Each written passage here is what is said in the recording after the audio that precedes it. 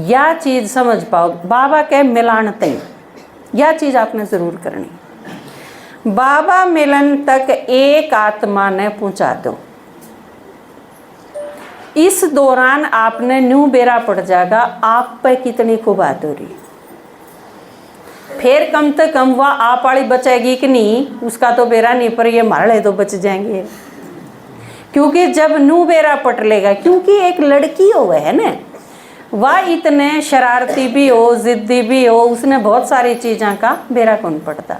लड़का हो चाहे लड़की, जब उसकी शादी हो जाए है और उसके बच्चे पैदा हुए, जब वह अपने बालका न पाले है ना, जब उसके नू समझ में आवे है मेरी माँ कितनी सहनशील थी, मारी सारी चीज़ सहन करा कर दी, समाया भी कर दी, हमने धमकाया भी मारी भलाई खातर कर दी। ये चीज़ जब समझ में आवे हैं जब वह खुद माँ बन ले। इतने नहीं आते, इतने तो बुकाई में भी आ जाए बालक, दूसरे की कोई भी बुका दे बुकाई में आ जाए, घर से भी चले जाए। परिवार के गल के बने है इस चीज़ का अंदाज़ा भी को नहीं होता, लेकिन उस टाइम अंदाज़ा होगा जब वह खुद उस स्टेज में होंगे। जाते ज्ञान अगर सही रूप में समझना है, खुद के ऊपर कितनी मेहनत हुई है, फिर आप अपने रचता के प्रति सही थैंक्स लिखड़ेगा आपके भीतर। इतना सिर्फ ऊपर तय हो सके है, भीतर तय अनुभव तय नहीं आओगी बात चीज। वह जब आओगी उस खातर यो करके देखो, और यो काम करना ही है। क्योंकि जब आप एक ने भी चलाओगे ना तो उसकी सारी चीज़ों का ध्यान रखना पड़ेगा। इसने कोई बुका ना दे, इसने इसके घर के ठबक ना दे, यूँ के दे अड़े काड़े ना रहे जा आगे ना चले। ये सारी चीज़ में कह आप उस टाइम गुजरोगे जब आप यो पालना का पार्ट अदा कर रहे होगे। यो बहुत ज़रूरी है क्योंकि जिन पर राज्य करना है, आपके राज्य में अगर आपकी सेना किसी ने भुका दी तो आप तो सारे युद्ध हार जाओगे। आप कन हो किसी ने कही थी बोला वे दो चोर थे, दो थम, फिर थम क्यों कर पिटे, पिट के आए तो दो चोर बताओ, दो थम हो, फिर थम क्यों कर पिटे उन पर। बोला यूँ एक चोरा ही का नहीं था। अपनी सेना में तय अगर चार भी दुश्मन का नहीं खड़े हो गए तो सेनापति तो हारे लिया।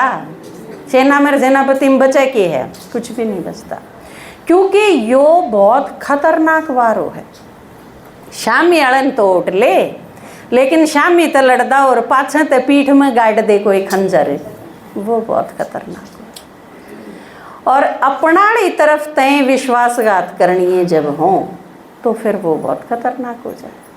और यह चीज़ जो बुकाई मार है उसके समझ में आओगी इतने लेट हो लेगा, इतना तो युद्ध हो लेगा, फिर वह मीर जाफर जी से फिर वो साम्राज्य स्थापन होने नहीं दे।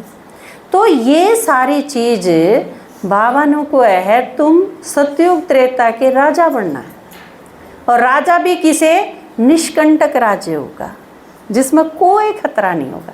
ईसा राज्य स्थापन करने खातिर बाबा आया है, और वो स्थापन कद होगा संगम युग पर। इसका मतलब संपूर्ण निष्ठावान, संपूर्ण ईमानदार, पूरी तरह से बाबा के समर्पित हम आड़े संगम युग पर नहीं होवांगे तो फिर इसी आत्मा सतयुग और त्रेता में को नहीं जाओ।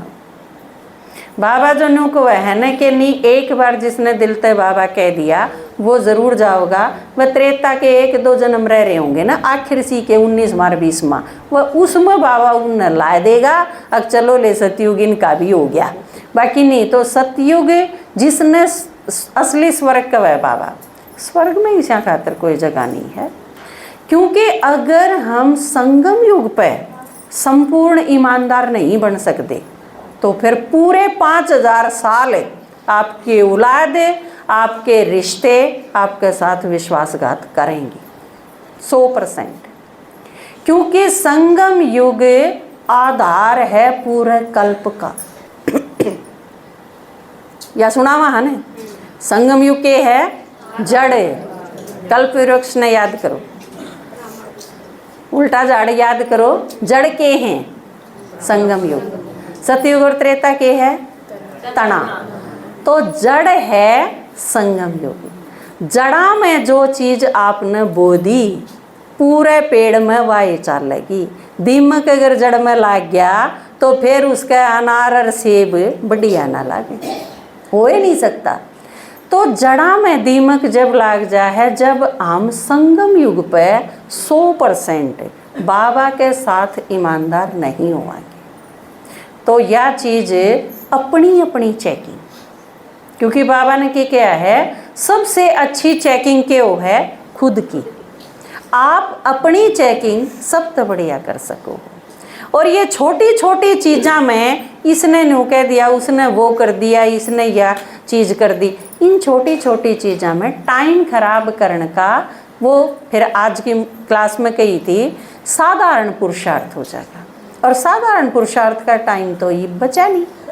संगम युग के 100 साल में तो जब 90 जा लिए, तो आखिरी के 10 क्रिकेट का मैच देखा है। क्रिकेट में जब 5 ओवर रह रहे हो लास्ट के, तो उसमें क्यों कर खेलना हो है, कोई आदमी जो उड़े खड़ा रहा, आउट तो को नहीं होया, लेकिन रन एक भी ना बनाया तो उसका के धोखेंगे। ये जो मुझे देखो, सब तो बूढ़ी माता है, नू कहे उस टाइम 5 ओवर में तो छक्के चौके मारे, जब काम चलेगा ताली बजाओ इनकी। पाछले जन्म में क्रिकेट के खिलाड़ी रहे होंगे। तो आप देखो, यह चीज आपने फिर संगम युग पे स्वराज्य की तरह रहो। आप क्लास में एज टीचर एक ने भी ज्ञान सुनाओगे ना, तो आप उसके राजा हो, न्यू सोच के उसने ट्रेंड करोगे। वो आपका बच्चा भी है, परवरिश करनी है, वो स्टूडेंट भी है, टीच करना है, और इसके साथ साथ वो आपके राज्य में आवेगा, वो आपका वारिस भी हो सके है, वो आपकी प्रजा भी हो सके। और प्रजा और चाहे वारिस भी ईमानदार तो चाहिए ना। तो उन्हें ईमानदार बनाने खातर, निष्ठावान बनाने खातर आपने सारी मेहनत करनी पड़ेगी। और उसकी मेहनत करवाने के चक्कर में यह जरूर समझ में आ जाएगी, मेरे में कड़े कसर है। खुद की असेसमेंट जब आप सेवा करोगे, जब सब तो बढ़िया हो सके। एक बालक कितना इंटेलिजेंट हो, उसने सही पढ़ाई समझ में कर दिया है जब वो दूसरे तई पढ़ाना शुरू करे। असली तो उसका मूल्यांकन जब वो है कि उसने कितना पढ़ रखा है बढ़िया, जब वो दूसरे ने बहुत बढ़िया डाल पढ़ावेगा। बहुत अच्छे इंटेलिजेंट टीचर भी होंगे ने, और बढ़िया स्टूडेंट हो तो उन तक पहले पढ़ के जाना पड़ेगा, कदे बालक की मैं पूछना ले। तो आपने अगर सही मायने में पुरुषार्थ करना है, तेज पुरुषार्थ करना है, तो सेवादारी बनो, टीचर बनो, और वो भी ऊए नहीं, सुरक्षा के साथ अपनी सेवा करो। बाढ़ नहीं करी और सारी मेहनत कर गिरी, लेकिन अगर कोई भी आके भूखा कर आपकी क्लास ख़त्म कर गया तो फिर बचा की फिर क्या खातर करा, फिर ऐसा हो जाएगा। एक बालक पूरा साल स्कूल में गया और फेल हो गया, तो भाई तू गया ही क्यों, इससे बढ़िया तो तू गोबर पाद लेंदा, तो बेटोड़े तो हो जाते कि मैं 5-10 हज़ार के, उसमें तो टाइम ही खराब करा पूरा साल। तो यह चीज़ आपने संगम युग पे भविष्य के राजा बनना है, उसकी तैयारी का काल है संगम। माता जी संगम तो चाले रहा है, संगम आना थोड़ी है, चाले रहा है संगम युग। तो ये तो चौके मारो, चौके मारने का वक्त है, आखिरी के 10 ओवर रह रहे हैं ये। और उसमें भी एक माड़ी बात और भी है, संगम युग तो चलो जितना रह है, उस संगम युग में तो मारे दिन कितने रह रहे हैं इसकी कोई गारंटी को नहीं है।